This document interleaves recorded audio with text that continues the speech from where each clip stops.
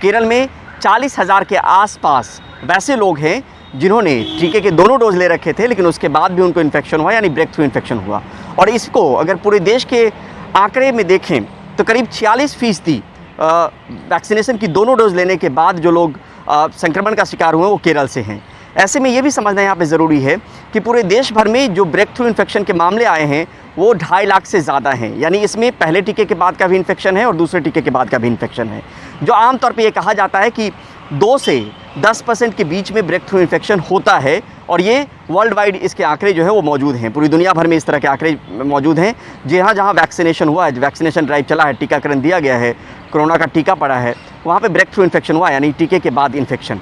लेकिन केरल में अगर 46% दूसरी डोज के बाद यानी फुल वैक्सीनेशन के बाद ब्रेक थ्रू इन्फेक्शन है तो ये स्वास्थ्य मंत्रालय के लिए गंभीर चिंता का विषय है, क्योंकि दोनों डोज के बाद माना जाता है कि इतना ब्रेक थ्रू इन्फेक्शन अगर वाकई हो रहा है, अगर टीके में कोई दिक्कत या समस्या है तो पूरे देश भर से इस तरह के मामले रिपोर्ट होने चाहिए। लेकिन केरल में कहीं ज़्यादा ये मामले जो हैं वो 46% के आसपास रिपोर्ट है, यानी 54% में टीके के दोनों डोज के बाद जो ब्रेक थ्रू इन्फेक्शन हो रहा है उसका 54% पूरे देश भर में है, लेकिन सिर्फ केवल 46% केरला से रिपोर्ट हो रहा है। इसके मायने और मतलब को भी समझना यहाँ पे ज़रूरी है कि अब मंत्रालय की ये कोशिश है जो इंसाकॉग है उसके ज़रिए कि जीनोम सीक्वेंसिंग ज़्यादा से ज़्यादा की जाए। जीनोम सीक्वेंसिंग के ज़रिए ये पता लगाया जा सकता है कि वायरस कहीं म्यूटेट तो नहीं कर रहा है, कहीं कोई नया वेरिएंट तो नहीं आ गया जो इम्यूनिटी को सरपास करने की कोशिश कर रहा है।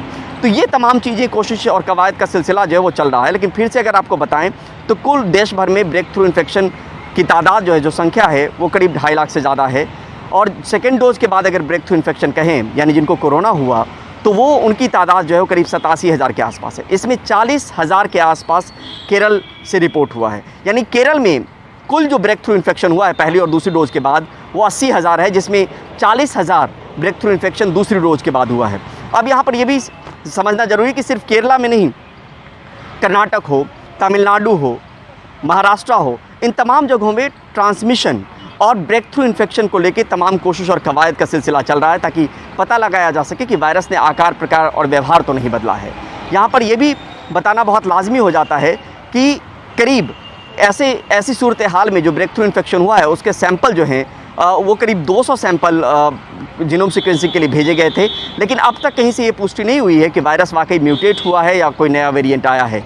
लेकिन फिर भी ये स्वास्थ्य मंत्रालय के सूत्र हमें बताते हैं कि सबसे ज़्यादा चिंता का विषय ट्रांसमिशन है। ट्रांसमिशन को रोकने में केरला अब तक असफल रहा है, विफल रहा है। हालांकि वहाँ पे तमाम कोविड अप्रोप्रिएट बिहेवियर जो है, जो प्रोटोकॉल्स हैं वो अपनाए जाते हैं, लेकिन बावजूद इसके ट्रांसमिशन उस हिसाब से नहीं रुक रहा। बार बार ये चिट्ठी भी लिखी गई है, सेंट्रल टीम भी गई है, अभी कुछ वक्त पहले जो केंद्रीय स्वास्थ्य मंत्री हैं वो भी दौरा करके आए हैं, और कोशिश ये की जा रही है कि केरला को जो ज़रूरी चीज़ें हैं, उपाय और एहतियात बरतने को लेकर वो बताई जाएँ।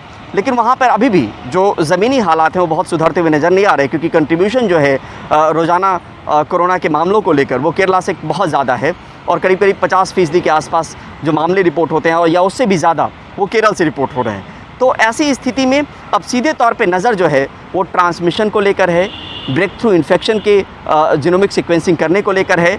लेकिन यहाँ पर ये बताना भी बहुत ज़रूरी है फिर से कि जानकार ये कहते हैं कि 2 से 10% के बीच में पहले और दूसरे टीके के बाद ब्रेक थ्रू इन्फेक्शन हो सकता है। वर्ल्ड वाइड डेटा जो कहता है वो इसी तरीके की बात कह रहा है। लेकिन यहाँ पर ये बताना भी ज़रूरी है आम लोगों को कि ब्रेक थ्रू इन्फेक्शन की वजह से, यानी टीका लेने के बाद जो कोरोना संक्रमण हो रहा है उसमें हॉस्पिटलाइजेशन ना के बराबर है, उसमें डेथ ना के बराबर है। यानी टीका प्रभावी है और आपको जो गंभीर बीमारी है उससे बचाता है, और आंकड़े भी इसी तरफ तस्दीक भी कर रहे हैं। लेकिन यहाँ पर चिंता इसलिए बढ़ गई स्वास्थ्य मंत्रालय की कि कुल ब्रेक थ्रू 2.5 लाख के ज़्यादा ज़रूर हैं, लेकिन जो दूसरी डोज के बाद जो ब्रेक थ्रू इन्फेक्शन हो रहा है वो ज़्यादा चिंता का विषय है कि इतनी ज़्यादा तादाद में केरला से ही इस तरह की ब्रेक थ्रू की जो मामले हैं वो क्यों आ रहे हैं। तो तमाम कोशिशें चल रही हैं, जो साइंटिफिक कम्युनिटी है उसको देखने की कोशिश कर रही है कि जीनोम सीक्वेंसिंग से क्या कुछ निकल के आता है। लेकिन फ़िलहाल ऐसी कोई आशंका की बात नहीं, कोई ख़तरे की बात नहीं कि वायरस ने अपना कोई वेरिएंट बदला हो, और यहाँ पर लगातार इसकी कोशिश और कवायद चल रही। साथ में कर्नाटक की बात करें तो वहाँ पे 5,000 के आसपास ब्रेक थ्रू इन्फेक्शन की शिकायत है पहली और दूसरी डोज के बाद। तमिलनाडु में भी जो ट्रांसमिशन हो रहा है उस पर भी नज़र रखी जा रही है। तो ये तमाम कोशिशें और कवायद जो है वो स्वास्थ्य मंत्रालय अपनी तरफ से कर रहा है, लेकिन लोग यहाँ पर ये भी समझ के चलना पड़ेगा कि टीका लेने के बाद भी आपको एहतियात बरतना ज़रूरी है, और तभी जो है आप कोरोना की चपेट में आने से बचेंगे। और जो धीरे धीरे जो आंकड़े बढ़ रहे हैं उसमें धीरे धीरे गिरावट होनी भी दर्ज होगी, गिरावट होनी भी शुरू होगी, और वो आने वाले वक्त में होगा। लेकिन हमें फ़िलहाल जो है वो एहतियात बरतना यहाँ पे बहुत ज़रूरी है। नई दिल्ली से परिमल कुमार, NDTV इंडिया।